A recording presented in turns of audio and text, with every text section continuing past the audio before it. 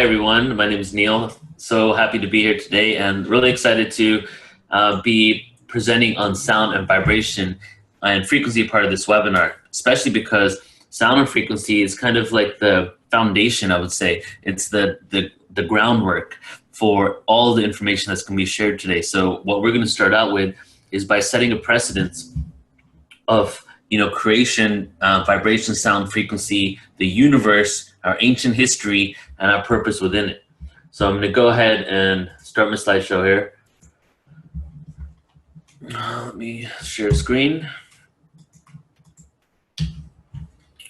So if you guys have not come across any of my work before, again, my name is Neil, and I'm the founder of an organization called Portal to Ascension, and we've done quite a lot of work with Omar. I would say Omar, even though we haven't met in person yet, it's like become one of my best friends because we're working together quite a lot and appearing on each other's platforms. He's going to be interviewing some people on my platform, and I join him as a panelist quite often. So sound and vibration, the way I got into all this was before I began this online platform, Portal to Ascension, with conscious events that we now create and produce many conscious events for a range of speakers on all types of topics, from UFO disclosure, sound frequency, holistic technology, advanced science, disclosure of the extraterrestrial presence, archaeological finds, quantum physics, everything that we can really put within consciousness.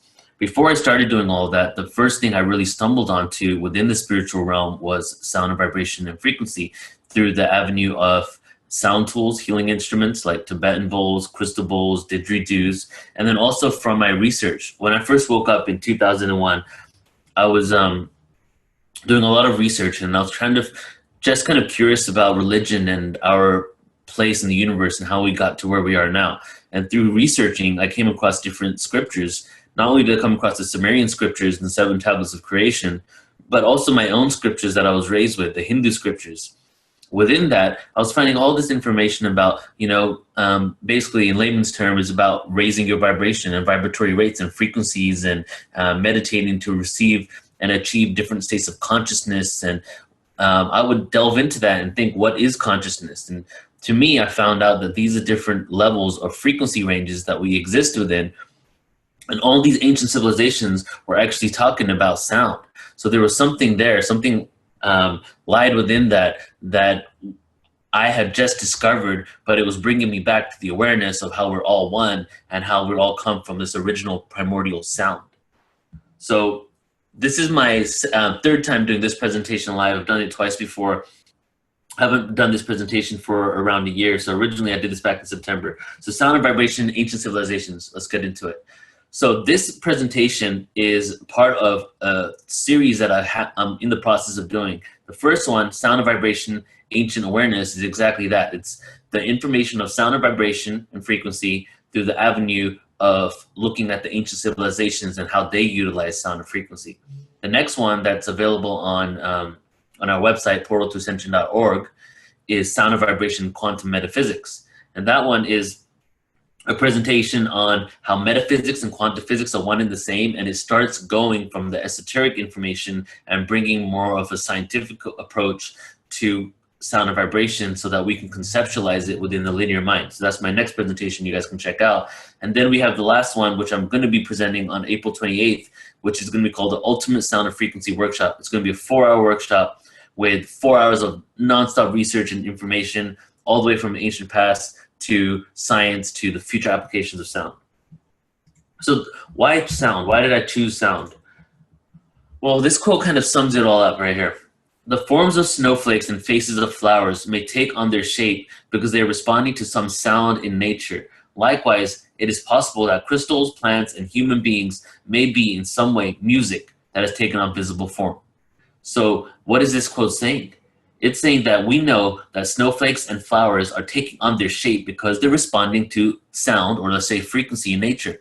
We're in a symphony of frequencies, vibrations everywhere. Even my computer screen is giving off a frequency. Even the microphone I'm on is giving off a frequency. My electromagnetic field is giving off a frequency. There's frequencies everywhere. And the frequency within nature that the plants are picking up on have certain encoding in them that's creating these beautiful sacred geometrical designs and shapes. And we now know that. We can admit that. Every snowflake has this amazing sacred geometry shape. They're all completely different. That's true. So why is it not? Why is it too far of a stretch to say, or is it too far of a stretch to say, that crystals, plants, and human beings may also be the exact same thing? We're music taken on visible form. That just like the plants are responding, so are we. We're responding to the frequencies in around us in nature, and that's true. And Leonardo da Vinci, when he did the model of the man, he was showing the perfect fractions and the ratios within the man's body and human's body that is basically taking on the form of sacred geometry. And Albert Einstein also said it. So Albert Einstein said, concerning matter, we have all been wrong. What we have called matter is energy whose vibration has been lowered to be perceptible to the senses. There is no matter. So I really like this quote here with Albert Einstein, because a lot of people, when you throw out esoteric quotes, they're still just esoteric quotes. But when you talk about something that a lot of people have vetted out and validated, and the governments or the authorities say that is legitimate, like Albert Einstein, and you throw out these quotes, then makes people think. So what Albert Einstein said, he said that we're wrong. Matter doesn't exist. He's saying what we've called matter is energy. Vibration has been lowered to be perceptible to the human senses. So there is a range of frequencies. There's higher frequencies, there's lower frequencies. What he's saying here, and what we're now discovering, is that there's a range of frequency that we exist within. And human beings, humans such as us, ourselves, and everything actually within physical reality vibrates at this certain frequency range. Even our eyesight, we can only perceive within a certain frequency range, just like we know that we can only see within a certain light range spectrum, which is also a frequency range of light.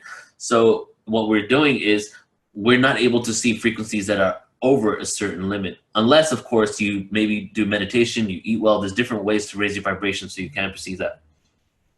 The universal ground facts. So there's some ground facts that we need to really lay down, and these are, again, facts. So these have been proven, and there's numerous scientific discoveries, research, information out to prove these. And based on these, we can move forward in talking about our presentation.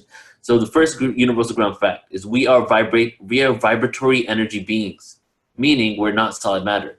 How is that a universal fact? Is that we know that we're made out of atoms, that we know that atoms are vibrating in and out of perceived reality on the quantum level. On the quantum level, we're just made out of energy. We have now proven through mainstream science that humans on the quantum level, which is really what makes us all up, should not even exist, that we're not even there.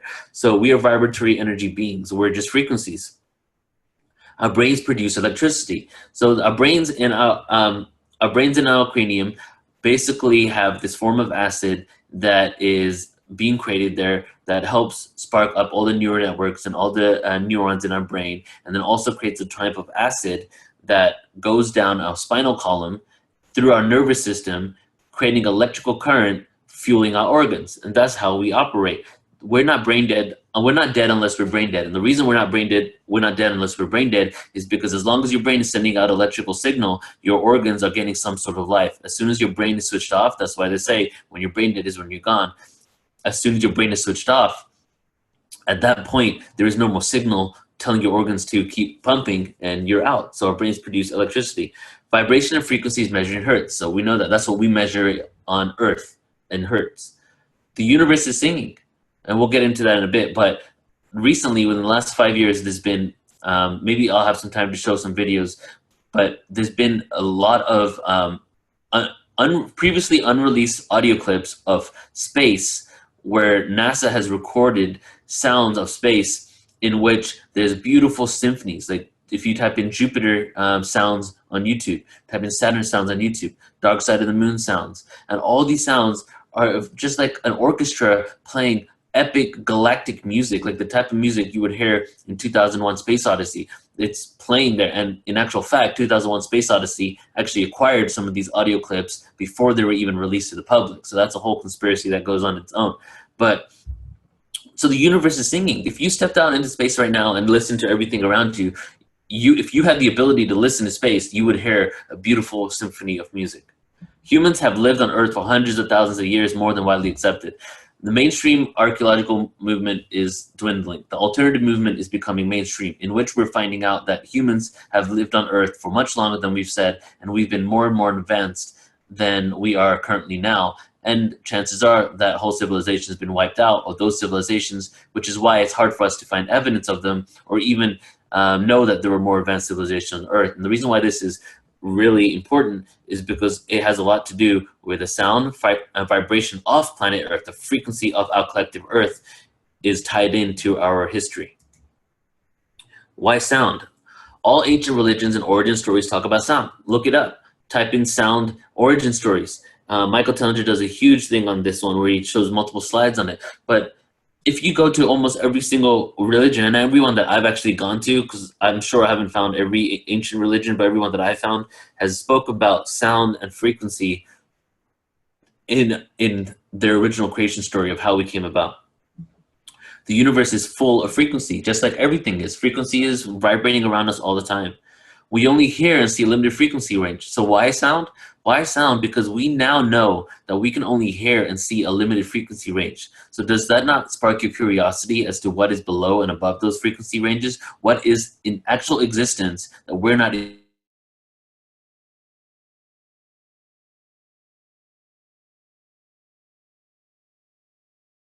We've proven that there's frequencies other animals can hear. So there are inaudible frequencies and maybe even full-on conversations happening in other realities and dimensions right next to us right now that we can't even perceive.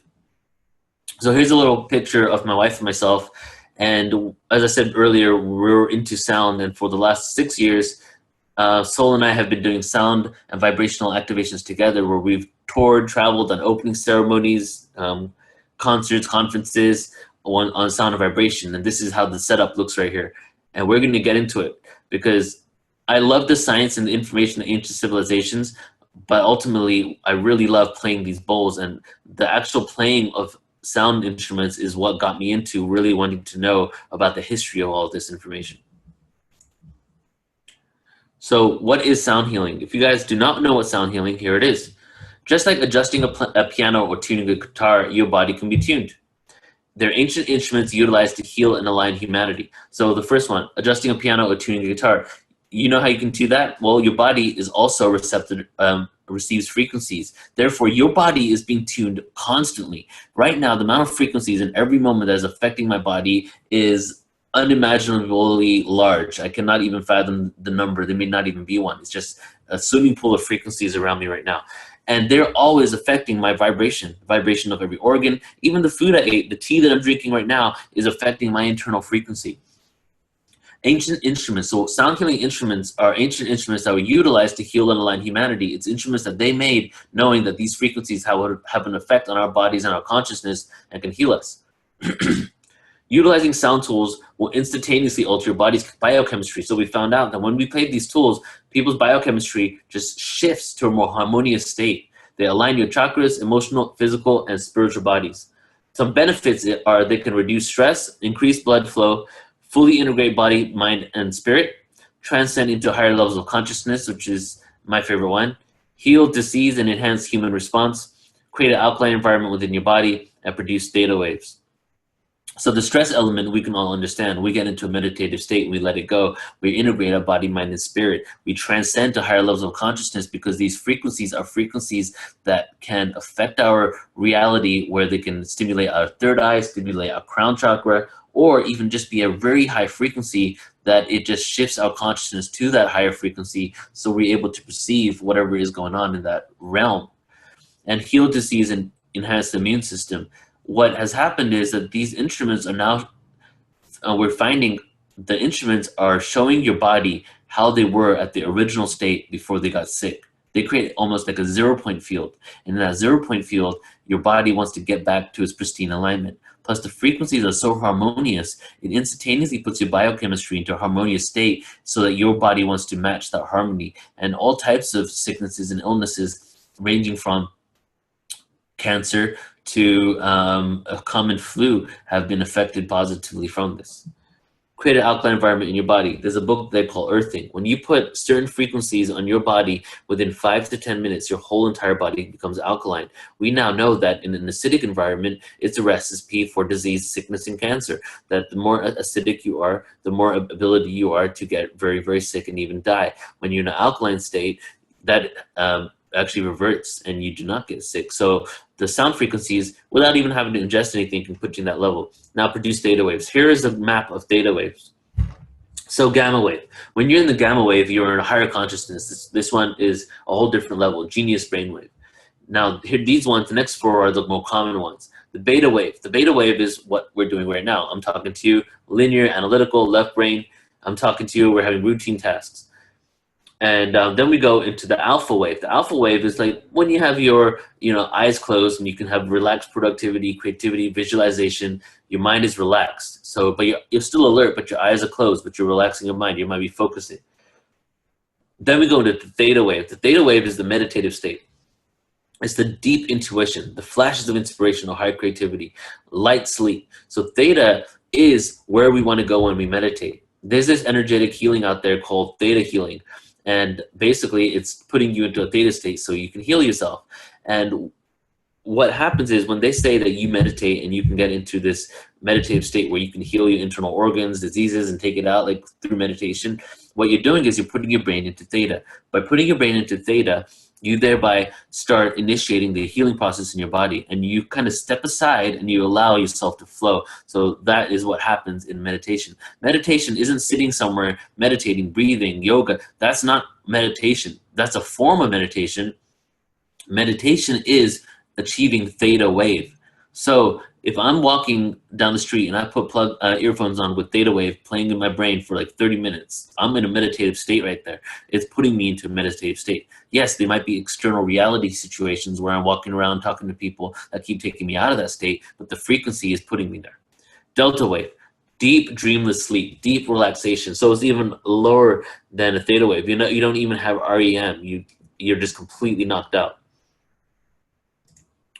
What does a sound practitioner need to know? So as a sound practitioner, if any of you choose to be one, or if you just want to know, the three main things that I kind of came up with that a sound practitioner would need to know, and I'm sure every sound practitioner would say something different or similar, is one, patience. These are sacred instruments.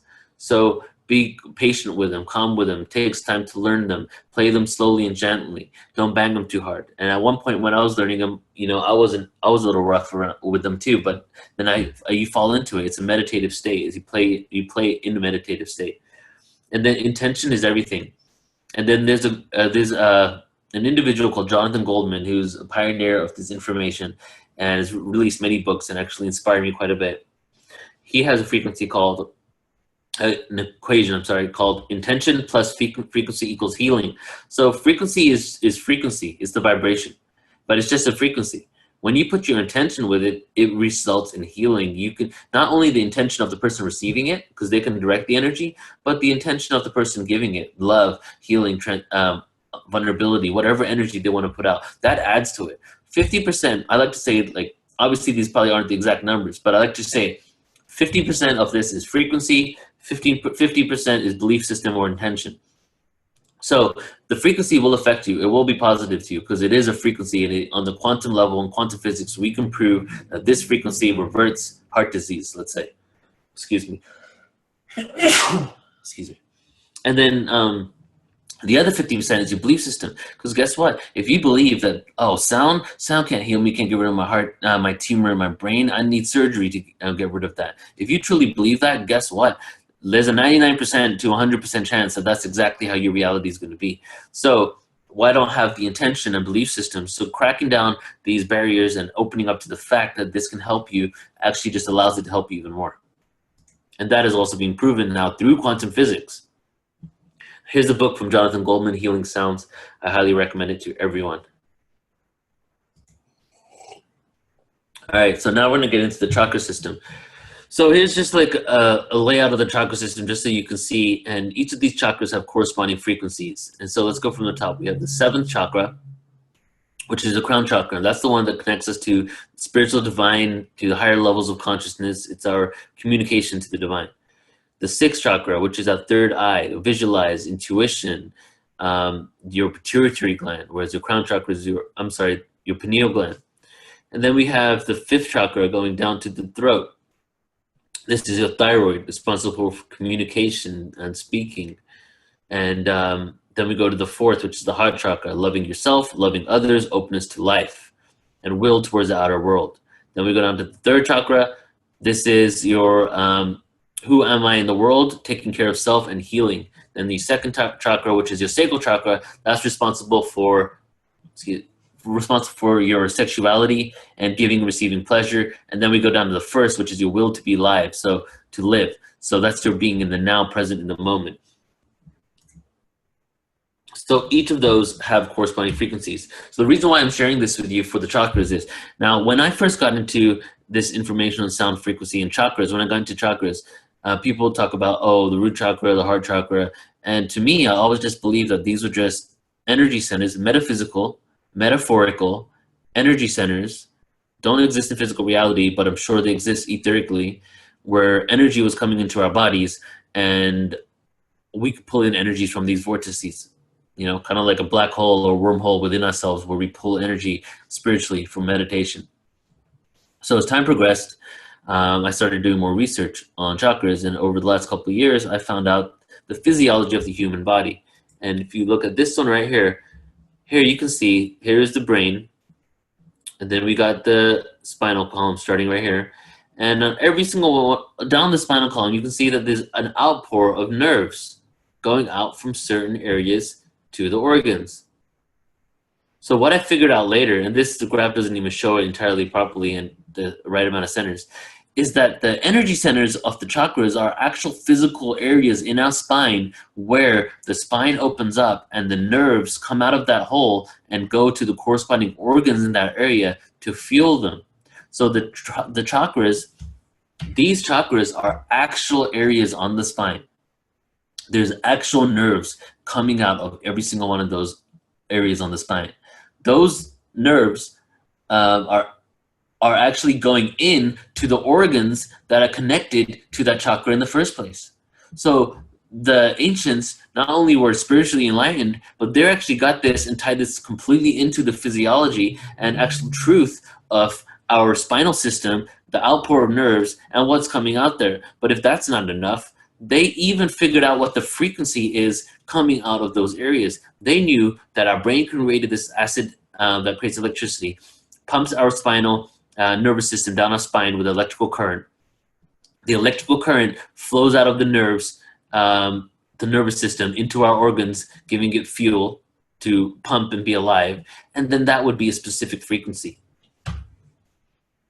So they knew a lot of information, and that kind of blew my mind when I realized that that these are actual areas. So when we're playing a root chakra bowl, for example, when I'm playing the root chakra bowl, it has a certain frequency. I think it's 396 or something around there.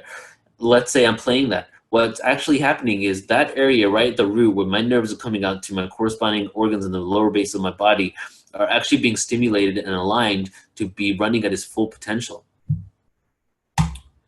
So now we're going to go into the ancient use of sound. Sound and resonance in all creation stories, like I said in the beginning. Here we go. Here are some of the ancient creation stories and what they said. And we all know, most of us probably know the first one here.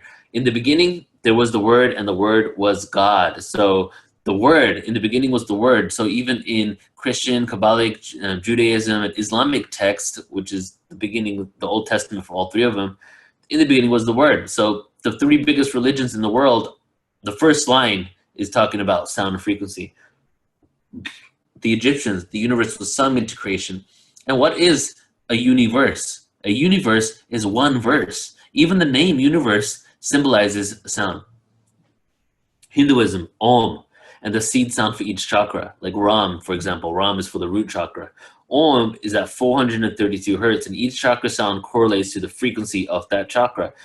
And the Aboriginals, they had the 3 sacred songs, which goes into the number 3 in the Trinity. And then we have the 6 days of creation. And of course, as they say, on the 7th day, God rested. And the 6 days of creation, we have the 6 aspects of Om, the 6 Solfeggio tones, the 6 aspects of the all-seeing eye of Horus, 6 being the number of man, and 666 also being an important number that does not represent the devil. And now let's break down the Bible, John 1:1. So in the beginning was the Word, and the Word was with God, and the Word was God. As we know, the Word is sound. He was with God in the beginning. Okay, who's he? Wait, in the beginning was the Word. He was with God. Oh, the Word was with God in the beginning. The Word is the sound. So the Word was with God in the beginning. Through him, all things were made. Without him, nothing that has been made. Nothing was made that has been made. Through him, all things were made. Who is him? Oh, him. He's the Word. Through the Word, all things were made. Without the Word, nothing was made that has been made. What is the Word? Sound. With sound, all things were made. It's right there. In sound was life, and that life was the light of all mankind. So in him was the sound, was life. So the sound brought life, and the life was the light of all mankind. What, you think sound was the light of all mankind? Wait a second, sound was the light? Sound came before the light. The light shines in the darkness, and the darkness has not overcome it. So there we go. So right there in the Old Testament, it's just strewn with sound and frequency. In ancient Egypt even. So we're going to move now into talking about ancient Egypt, and here's a picture of the Sphinx. And we're going to get into the Sphinx in a second. But the next slide that I want to set up for you is that there's this documentary called The Pyramid Code. And this documentary is amazing. It's on Netflix. You guys got to check it out. And I think the 7-part series. And basically, it's like a mainstream documentary that is all about the alternative information that we all know about in regards to ancient Egypt. And then within this documentary, they show some really groundbreaking information. One of which is they show the fact that the Sphinx and the pyramids are really misdated, that the timing for them is much older than we've been told. But another one is that the Egyptian Nile River, the Nile River used to actually exist on, and give me a second, let me make sure I have this slide lined up for you first. Okay, here. Okay, so the Nile River, let's talk about the Sphinx and I'll go to the Nile River. The Sphinx actually, we know that the Sphinx used to have a face of a lion on top of it. We know that the Sphinx was actually facing the constellation of Leo when it was in use and when it was actually built. So the dating of ancient Egypt, pre-dynastic Egypt, right about now is around 2,500 to 3,000 BC. However, the one thing that don't tell you is that there is no way to date inorganic material. So what is Egypt? Egypt is a bunch of rock. There's even the hieroglyphs are put on the rock. There's some papyrus here and there, but when you date something, what are you dating? Well, they're dating some mummy remains, which could be from any time in the whole history of Egypt, including recent times, and they're dating the papyrus, which could be left from the last people that were there. So they're giving us dates based on no actual evidence, and we're just taking it and accepting it for what it is. But what we do know is that the constellation of Leo was facing the night sky, and the Sphinx was actually facing the constellation of Leo. And we can go back in the zodiacs and see when the last time the zodiac of Leo was facing directly in front of the Sphinx. The last time that was around 13,500 BC, which is around 11,000, I think 11,000 or plus or minus years ago. So the most recent time that this Sphinx could have been in use and definitely was being built or at least completely erected was 13,500 years ago, around 11,500 BC. There we go. So it definitely wasn't 3,000 to 4,000 years ago. It was quite a long time ago. And some people even say, well, every 26,000 years, the night sky actually is the same because we go through this 26,000 year procession of the equinox with the zodiacs changing and changing in the night sky. So there's a chance that, the Sphinx isn't 13,500 years old. It's actually another 26,000 years old on top of that, which would be around 39,500 years old, or even another 26,000 years old. Because who says that it was actually created within this procession of the equinox and this zodiac cycle? It could have been created a long time earlier. So Graham Hancock, he actually speaks and says that it was within the last cycle when the fall of Atlantis happened. And then people like Robert Schoch, who both were having at our conference in October, that he says that it's even further, even longer. And another thing that we know that also proves the dating is that the Nile River of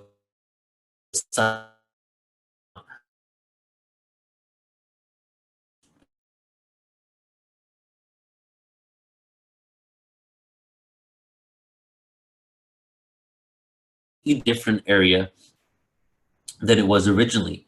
But back when they say that it was in use around 13,500 years ago, we see that the Nile River was on the other side of the pyramid. And also, it was very, very close to the pyramids. And what would happen is every now and then, every season or so, the Nile River would overflow, and then the water would fall down around the pyramid into some aqueducts. And we're looking at the picture now of these aqueducts. We see the line at the bottom right here. This line is actually going into the aqueducts. And in the pyramid code, they show this. They show what it looks like underneath the pyramids. It seems that these pyramids have aqueducts underneath them to collect water. Nile River would overflow. The water would go underneath the pyramids. The aqueducts would collect the water. And then, right where this white line is right here, going under the ground into the pyramid, there were copper rods in the aqueducts that were going into the aqueducts where the water was going, creating electrical current, and then the copper rods would go into the pyramid and end up in a hollowed out tube in the pyramid. And in the pyramid, when they were getting to the pyramid, the electrical current created by the aqueduct would then create a frequency, a sound frequency that would be carried into the pyramid, into the sound chamber. So what we've shown now is that it looks like that these pyramids were actually sound chambers for frequencies, and the aqueducts would create this electrical current that would be translated into the first ever acoustic speaker device, creating a harmonious frequency within the pyramids that could be used for a wide range of things. Some people say that it was used to create a higher state of consciousness where people could get healings of all types of sicknesses. And then some people say that there were energy devices. They're designed to create a frequency barrier on the planet Earth because Earth was going down in frequency, and the pyramids were designed and created worldwide to keep Earth from falling into that lower vibration, which didn't happen, which obviously didn't happen because we're here now. So it was basically designed in order to keep us at that frequency, and they overpowered and blew up and didn't get used again. And now this next video here is a video of Brian Forrester. And I did not click enable computer sound on this presentation, so I'm going to just exit full screen. I'm going to exit full screen and then go back again so that you guys can hear my sound. All right. Okay, so the next one right here is now Brian Forrester at the Red Pyramid, and he was actually going to be part of this conference, and I quote him quite a lot on different presentations. But he went into one of the pyramids, and they actually tested out the acoustics and the frequencies of inside the pyramid, and you'd be interested to see what they found. So, and Omar, if you don't hear the sound, please jump on and let me know. This is the entrance to the Red Pyramid. We're going down the shaft, and we're going to go into these incredible rooms, which are acoustic chambers. Forget about the idea of tombs, think sound and vibrational technology. So this is actually inside, about 20 feet, more than 100 feet to go. Okay, now we're maybe a third of the way in.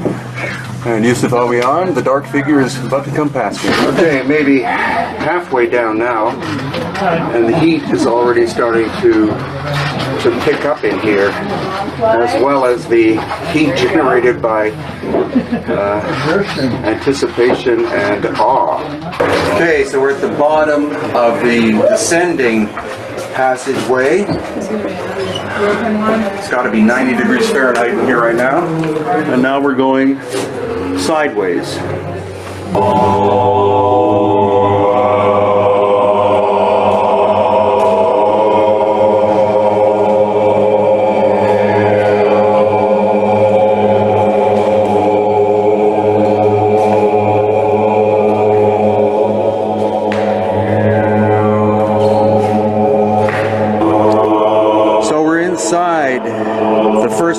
Of the main chambers of the Red Pyramid, and it is tuned to A.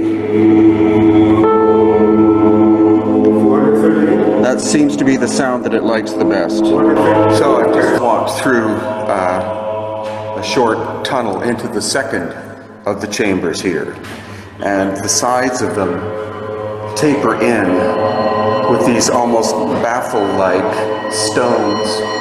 And of course it could be actually an acoustic cone filter of some kind. The lighting's pretty terrible, but you can see there is a massive crack in the solid stone.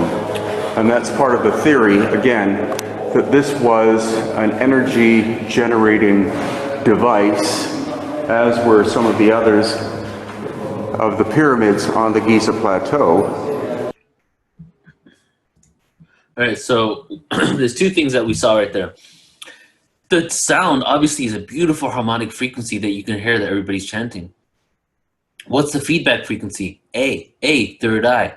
A, connection to intuition, inner sight, inner knowing, consciousness, the 432 hertz. So the sound that is coming there is A. Not only is that a healing sound, but it's also the sound that helps you have inner sight, inner knowing, and have all types of visuals. And the Egyptians had a huge connection to the pineal gland and to the third eye. There's just symbolism everywhere. Look, right here. You have the Eye of Horus. Check it out, right here to the where it says corpus callosum, right to the right. This is the Eye of Horus. The Eye of Horus is actually a beautiful artistic depiction of how the third eye looks in our brain. Look at this right here. This is the Eye of Horus. The one at the top, and then you can see at the bottom, you can see it a little better. So not only did they create this beautiful eye to represent the mystery school, and they also created it knowing the internal mechanism of the brain and how the brain's pituitary gland and the pineal gland within it actually look like. And they created an eye which represents the third eye. So these guys are geniuses on many levels. Just in the fact that they created this artist depiction to represent all of those aspects. And then let's take it a little further. The Eye of Horus is a representation of musical intervals. So all of these musical intervals here are all different harmonics that we can reach that the Eye of Horus and the third eye represents. In ancient Egypt, it's very interesting to note that vowels, you know, A, E, I, O, U. Before ancient Egypt, vowels weren't really used in ancient tongue. Vowels were reserved for only sacred practices and rituals and ceremonies. But what was happening is, actually, a little step back. What another thing that Brian Forrest's video just showed us was the second thing was right at the end. What did he show us? He showed us that there was an explosion. There's a crack in the wall, and it looks like these generated extra power, and they're overpowered, which is exactly what happens. It seems that these pyramids were most likely created in order to create a frequency that was uplifting the planet or creating some sort of protection grid on some level. And at one point, they couldn't sustain the frequency anymore, and they overpowered. And what happened was around the same exact time, Egypt was devolving into a lower state of consciousness.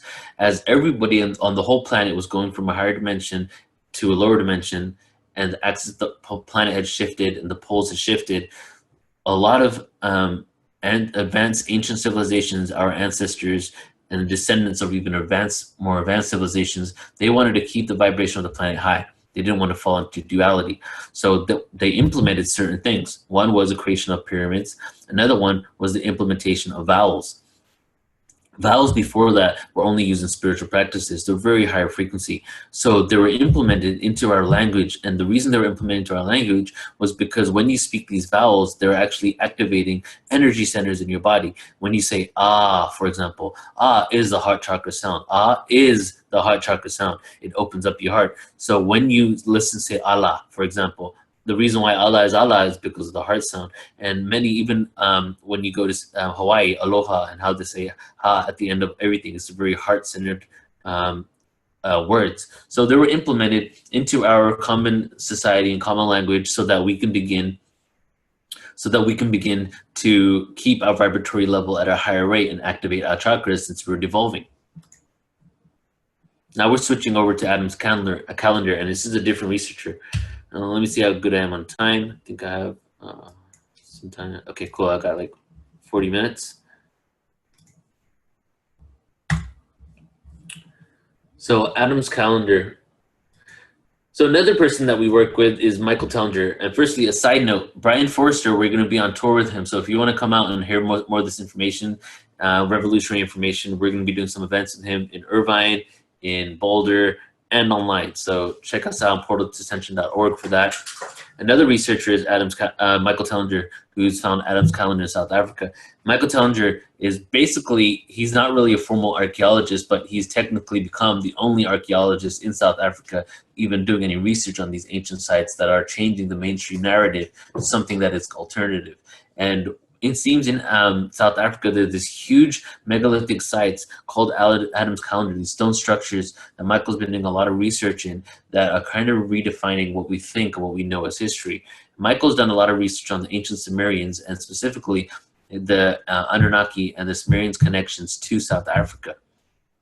So scientific evaluation of these huge structures that you see right here in front of you has shown that the circular structures are energy generating devices using the natural sound harmonic frequency that emanates from the surface of the earth, C#. So this earth has a frequency called the Schumann resonance. The Schumann resonance is changing, but it's around C#. C# is the frequency for the Schumann resonance. It seems that we're proving through scientific evidence now that these structures are somehow cultivating the C# Schumann resonant frequency of the earth and amplifying it and shooting it out into everywhere around it. All these stones are made out of a dolerite that's not a natural to the region. So some people are like, oh, these natural, how do they come? First of all, look at these. Do they look natural? And secondly, they come from so far away that somebody had to bring them over there. They're estimated to be at least 75,000 years old. The shape of the circular ruins are very specific and unique because each circle represents the geometrical shape of the sound energy. So if you guys have ever heard of cymatics, where different types of grain, sand, whatever, can take on different forms of sound frequencies, what it looks like, and we're going to show you that video right now and you can draw the comparison. What it looks like is that these frequencies, these stones, are actually a representation of the physical visual element of the sound frequency in that area. So every frequency has a corresponding geometry. We're thinking that the frequency that are coming out of these specific areas are creating that geometry, and maybe they were raised out of the ground rather than even really built, that some advanced civilization was able to make this structure just become like that. And here you can see the geometry behind it, all knowing that this is some deliberate, conscious, and intentional well-working mechanism here with this most amazing sacred geometry all over. And we have found, or Michael has found, ancient gold mines underneath these structures show evidence that these structures may have been utilized in ancient gold mining operation. So what he thinks and others think is that it could have been that there was an ancient gold mining operation thousands of years ago where these were somehow able to generate enough frequencies in order to assist in this mining operation, which ties in directly to the ancient alien theory, Sumerians, and then Anunnaki and the connection to the Sumerians. And you can see as all megalithic sites in the world that are based on an ancient civilization, that we have galactic and zodiac alignments here with Orion. The frequencies of these stone circles are actually over 380 gigahertz, which are unheard of on Earth and today from any normal applications. This advanced civilization seemed to have had a keen understanding of energy that still escapes us today, because not only did they create these structures, not only is there a possibility that these structures were organically created from the ground based on the frequency of that specific area, but it also seems that they're emanating 380 gigahertz, which we can't even fathom to even create. So how did they do it? So what we're doing here, as you can see, we're going through the ancient civilization to ancient civilization. We've been into Egypt, we've been into India, we've been into South Africa, and we're going all over the place to see what these megalithic sites are, the true world history of humanity, what they're doing with frequency and sound, and what importance it has for our future. Now we're going to switch over to the Greeks. So I'm sure everyone here knows who Pythagoras is. The Greek Pythagoras, 500 BC. He is known as the father of music therapy. He created the Pythagorean mystery school on the island of Crotona, and he taught the use of the flute and the lyre as the primary healing instrument. With his monochord, Pythagoras was unable to unravel the mysteries of musical intervals. So if you didn't know anything about Pythagoras except for the fact that he's the father of geometry, hopefully this strikes a chord with you. This is what Pythagoras is known for. So we all know Pythagoras as the founder of geometry, but how did he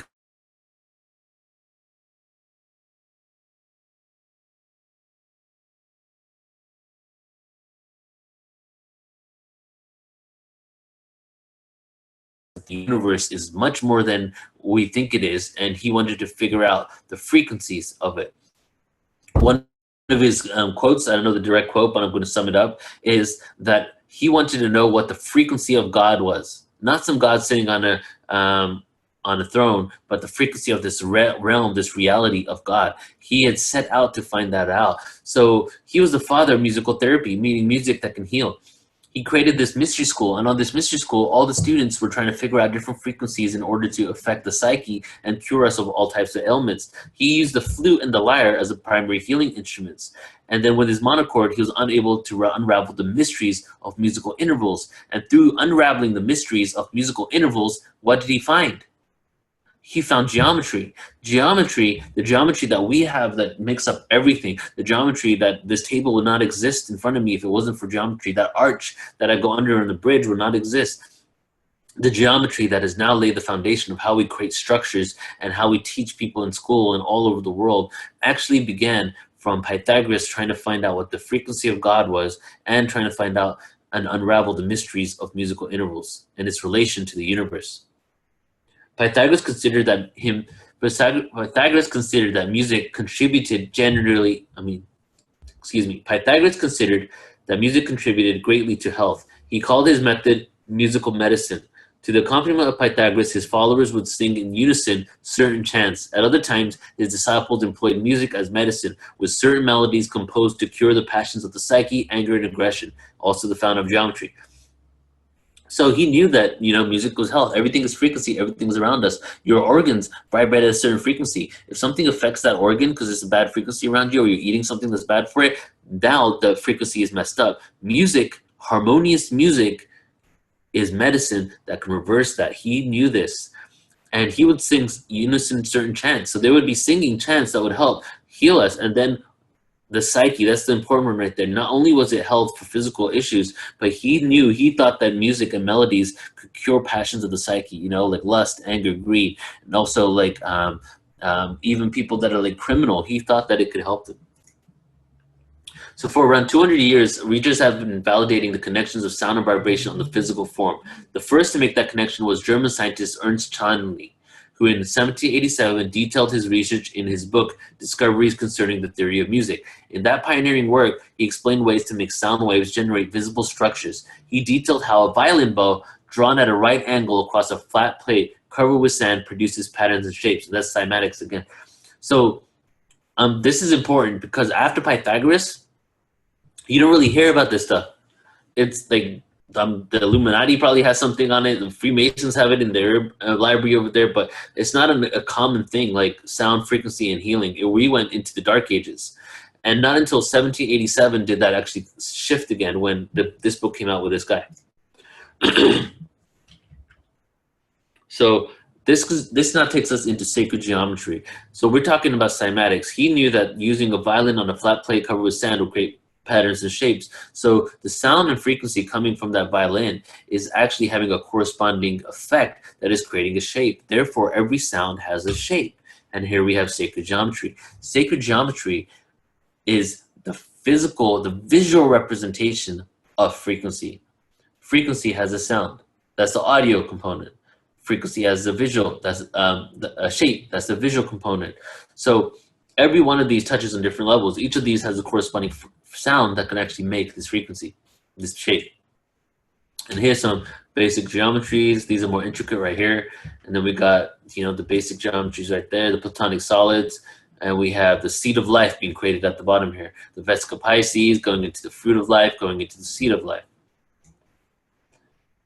And then here's a cool meme where you can see as above, so below. So you can see on the left right here, we have the seed of life.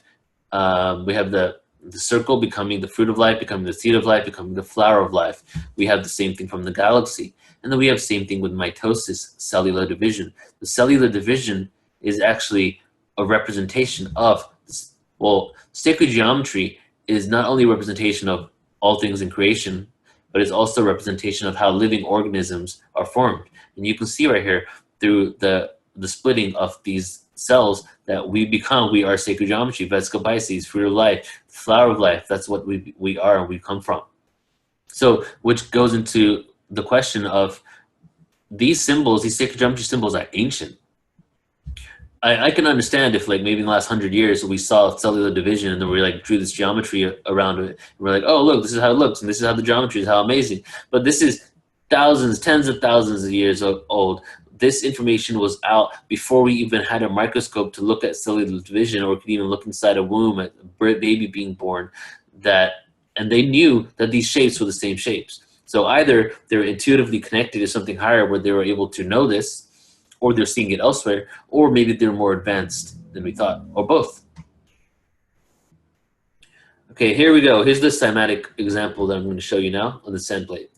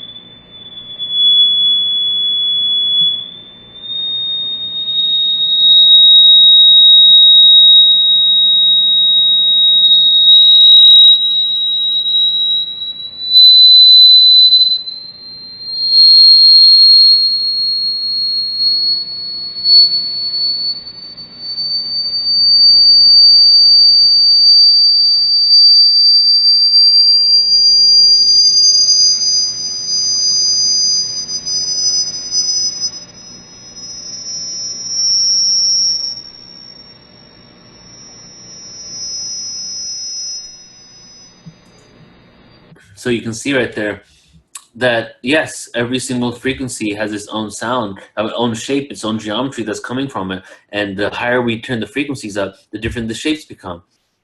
But the most interesting part for me is that it looks like the shapes on the Adam's calendar. That's what they're saying as well, that the Earth has this frequency coming out. It's an inaudible frequency, but that the cymatic shape coming out here is actually a reflection of the frequency coming out of the Earth right there.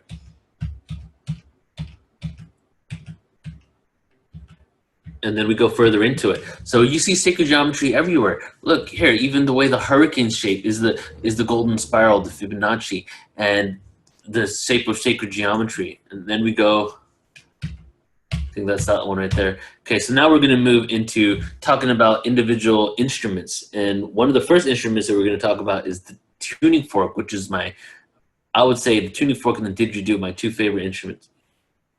So the original tuning fork was actually the ankh. And a lot of you probably know what the ankh is. And here is a picture of it right here. It's the ancient symbol, Egyptian, basically religious symbol, the ankh. The original ankh dates back to around 9000 BC. And you can see here the representation of what the ankh is.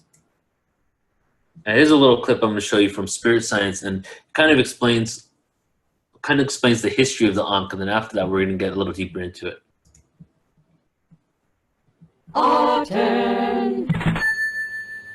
Previously on Spirit Science, we fell. We hit rock bottom, and once again began a revolution from square one, only this time as a male species.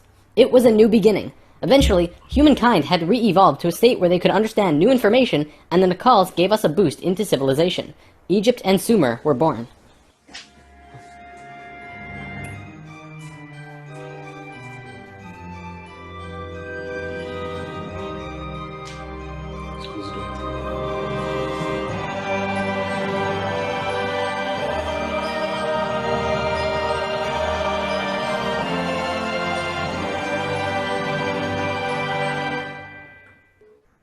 Everything in ancient Egypt was synthetic. They had this entire civilization based around achieving heightened states of consciousness, but they had to do it through tools. Now, we're not going to look at each of these tools individually, but let me give you a brief overview here.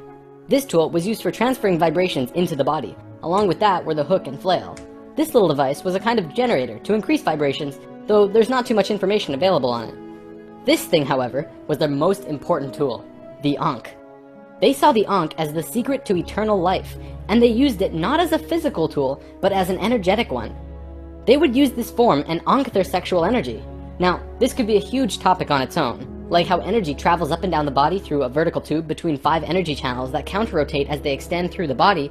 But basically, sexual energy is an incredibly powerful energy. We definitely abuse it today, but what the Egyptians knew was that when you had an orgasm, a very large amount of energy bursts from your root chakra all the way up your spine to the top of your head, and then it gets released. What the Egyptians would do was when the spiral of energy hit their heart chakra, they would Ankh the energy out of the back of their body and over their head and back into their body, where they would keep the energy and retain a massive energy boost. In other words, if you take a tuning fork and hit it, it will reverberate for a certain amount of time. Then, if you attach an Ankh on top of it and hit it again, it will reverberate at least 3 times longer. The Egyptians were doing this with their bodies.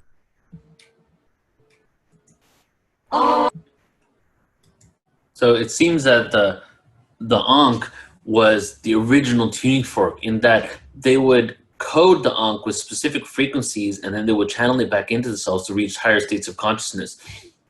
It looks like that the Egyptians were the descendants of the Atlanteans, and during that time, the fall of Atlantis, humanity was devolving into a lower state of consciousness.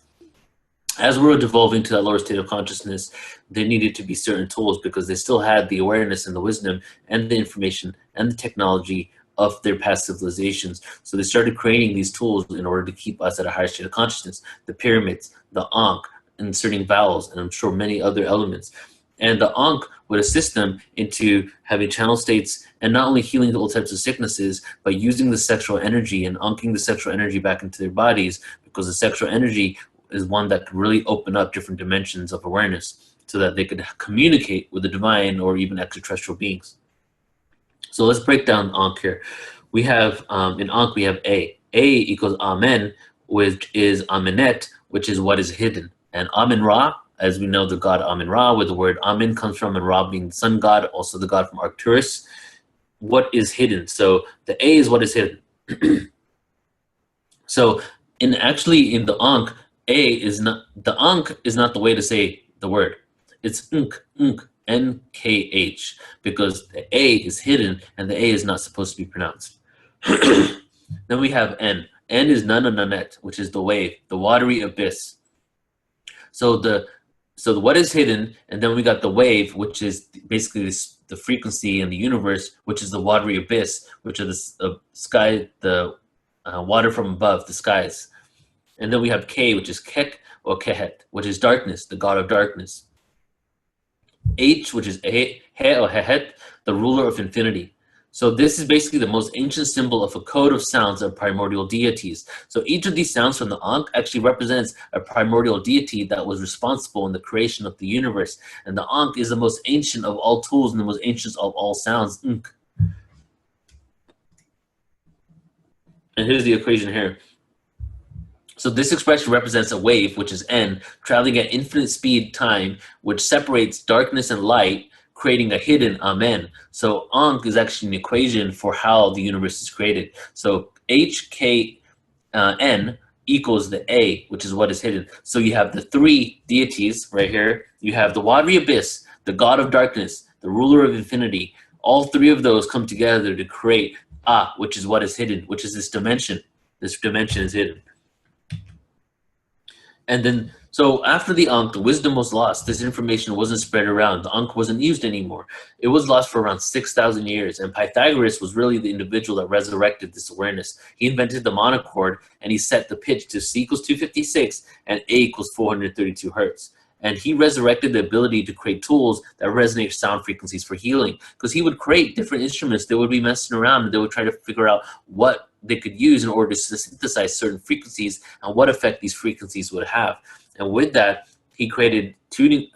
He created specific tools, and then the information that led to the eventual creation of what we now use as the tuning fork for spiritual healing was created. And then the chakra forks, if you actually ever go and buy a set of chakra tuning forks, they're actually, this is how like influential Pythagoras was in telling us what each sound frequency is for every chakra, is that they're all actually set to the Pythagorean scale. So what is a tuning fork? Normally I do show and tell right here, but my camera's not working, so I'll just tell it to you. It's an acoustic resonator in the form of a two-pronged fork with the prongs formed in a U-shape bar of metal. It emits pure musical tone after waiting a moment to allow some high overtones to die out. The main reason for using the fork shape is that, unlike many other types of resonators, it produces a very pure tone with the most of vibrational energy at the fundamental frequency and little overtones. So it's a great tool for individual sound healing. You put it around people's bodies, playing it on the body, but it's even greater for pure frequencies. It creates little overtones, and it actually creates the fundamental frequency is the main thing that it creates. Now we're gonna get into the didgeridoo. How am I doing on time? I got 10 minutes here. So the didgeridoo, and how many slides I got? Okay, yeah, I can do it in time. So didgeridoo is an awesome instrument. The didgeridoo originates from Irvine land, Northern Territory, Australia. It might be the world's oldest musical instrument, over 40,000 years old. And traditionally, didgeridoos were made out of eucalyptus tree trunks and limbs were hollowed out. The way that actually the original didgeridoo was made, and I'll tell you guys the story of the didgeridoo. But there's many different stories of the didgeridoos from every single tribe, like their own ancient stories, almost like as many stories of how the didgeridoo came about as how many stories of creation there are. Some tribes would basically send out when their child, the son, was becoming a man, and it was time for his rite of passage, they would send him out into the wilderness on a psychedelic plant medicine. And the whole concept was that he would take this plant medicine, he'd go out into the wilderness, in the outback, I guess, and he would have to come back with a didgeridoo, and he was not a man and able to join the community again without having a didgeridoo. Lucky for him, it wasn't that hard to find. So the original didgeridoos were actually naturally carved out by termites. They would go out into the wilderness and find a naturally carved out eucalyptus tube that was carved out by termites. They would just, hollow it out a bit more, make the mouthpiece for themselves, and they were good to go. The didgeridoo was done.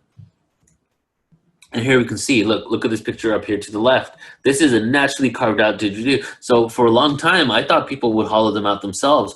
Imagine my surprise when I found out that these are actually naturally carved out. And all ancient didgeridoos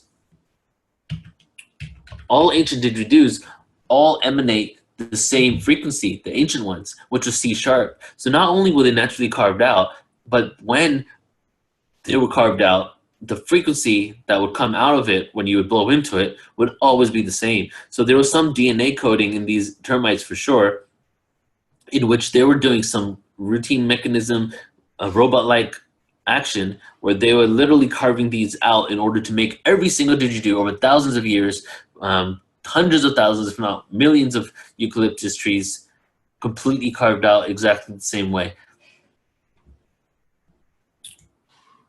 So today the didgeridoo, though, is made from many different materials like PVC pipe and bamboo. The didgeridoo was originally used as an accompaniment along with chants, singers, and dances, and often in ceremonies. In many tribes, only the men played the didgeridoo, and in some tribes, children and women played as well. The word didgeridoo is a Western word given to the instrument around 100 years ago.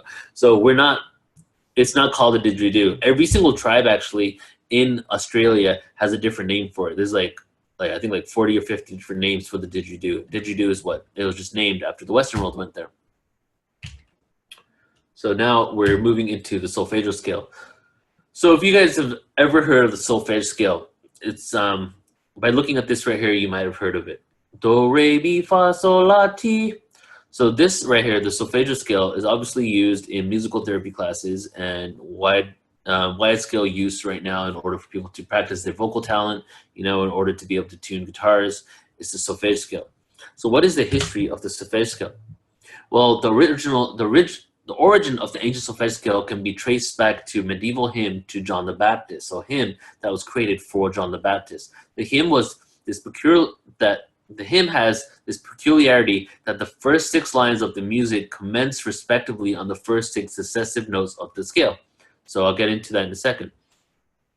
The first syllable of each line was sung to a note 1 degree higher than the first syllable of the preceded it. So do, re, mi, fa, and you've probably heard that before. So just going up 1 syllable, 1 syllable, 1 syllable. 1 degree higher, excuse me, per syllable. And here's the hymn. So it's in Latin, so I'm not going to say it, but you can take a look here at the highlighted areas at the beginning of each part of it. We got the ut, we got the re, we got the mi, we got the fa, the so, la, sa. So it's changed over time, but the original one was starting with ut and had sa in there. So it was ut, re, mi, fa, so, la, sa. So every time one of those symbols were hit, 1 degree higher was sung in this. So it started at a little lower frequency and it'll go 1 degree higher until it became all the way to the top. So what we use now, commonly used in music therapy and music classes and fundamental music everywhere, what we commonly use is actually from this hymn that was given to John the Baptist, in which they were singing like this. And now let's translate this hymn. And if this kind of brings it back home over here to make you realize exactly what this hymn means. So here we go. This is what it means. In order that the slaves might resonate, resound the miracles of your creations with loosened, expanded vocal cords, wash the guilt from our polluted lip, St. John. So what it's saying is, in order that the slaves might resonate. So it's talking about frequency and sound. And the slaves, it's actually a mistranslation. It's not slaves in the context of what we think. The slaves mean the slaves, like the servants of the universe, the ones that are controlled by the frequencies. So in order that us might resonate the miracles of your creations with loosened vocal cords, wash the guilt, not the guilt, but it's basically wash the frequencies, wash the vibrations, wash the stuck energy from our polluted lips, St. John. The above text seems to suggest that the Solfeggio notes opened up a channel of communication with the divine. So it's literally singing from the beginning. It's having a communication with the divine in order that we might resonate with the miracles of creations with loosened, expanded vocal cords, wash the vibratory frequencies from our polluted lips, and you go higher and higher in frequency until you get to the last note where you reach the divine. So there's a code. This is how there's frequencies. Each solfeggio tone has a corresponding frequency that has been discovered.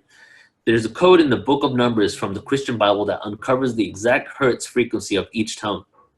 For example, in the Book of Numbers, in each verse speaking about each day of creation, where the Pythagorean reduction method is used, we arrive at the first solfeggio frequency of 396.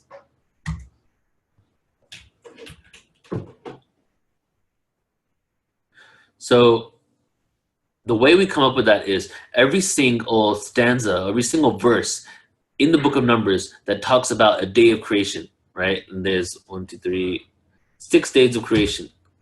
So on every single one of those verses, there are numbers in that verse. And if you use the Pythagorean reduction method, which is an equation, and we put those numbers in there, the frequency for that specific solfeggio tone comes out. And here we have the solfeggio scale.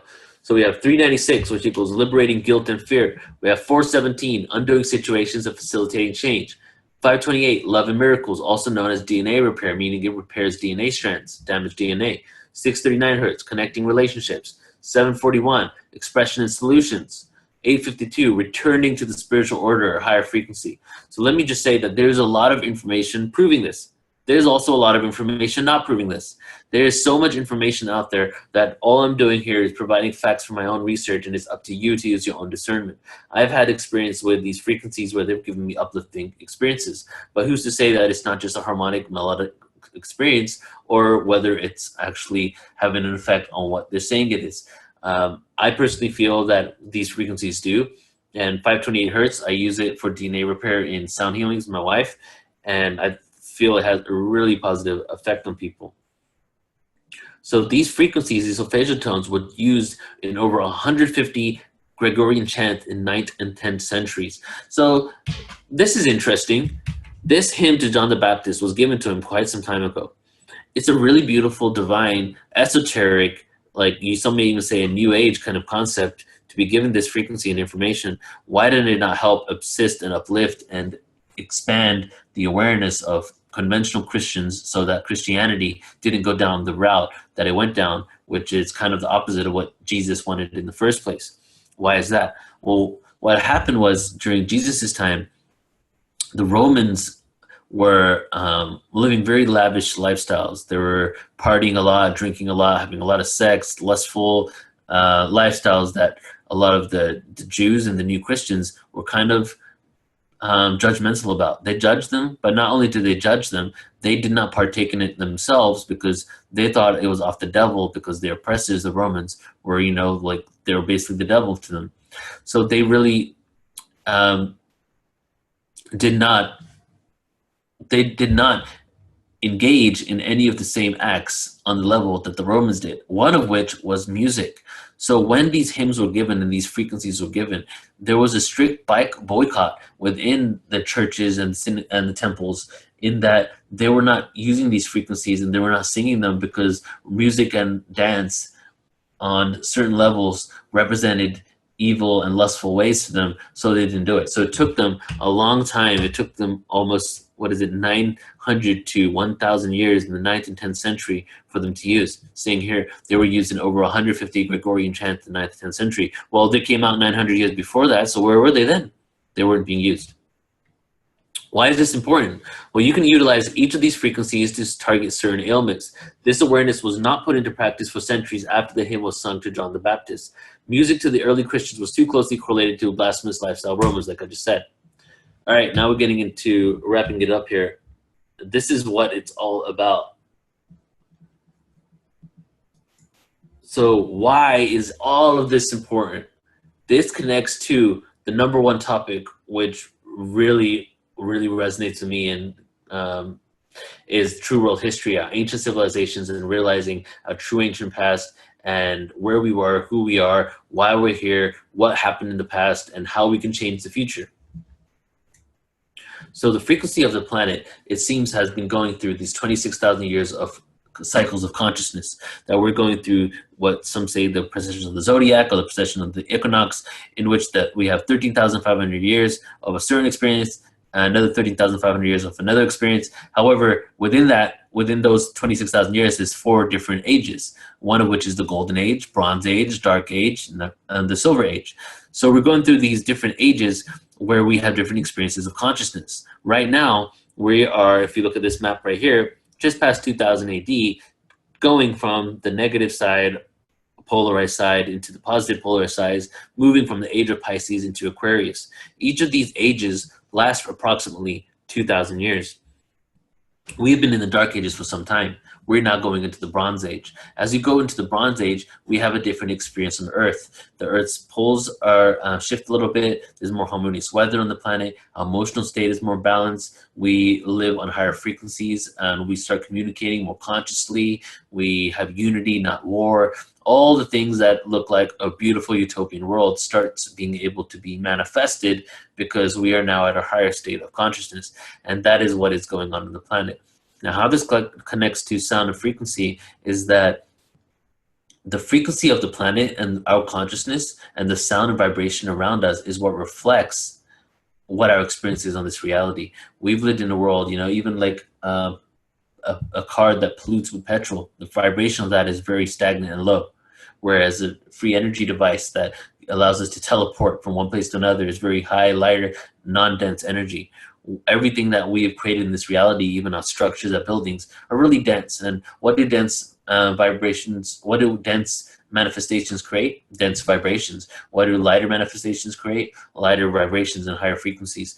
So we've been into this reality for quite some time. It seems that 13,500 years ago, we were at this level of fifth dimensional paradise, utopia, once again, and Atlantis existed and other great civilizations existed where they were living in harmony with each other. But through the devolution of their consciousness directly tied in to the fall of this map that you're seeing here, the precession of the zodiac, through that, we started moving into a reality where we walked into amnesia. We started forgetting who we are, started forgetting our connection to the divine, started forgetting our interconnectedness, and we stopped being able to see. We stopped being able to perceive vibrations, frequencies, ETs, angels, like fairies, elementals. We stopped being able to perceive any of them. So now what's happening is we're getting into a reality where we have the opportunity to start perceiving these things again. So as we move from Pisces into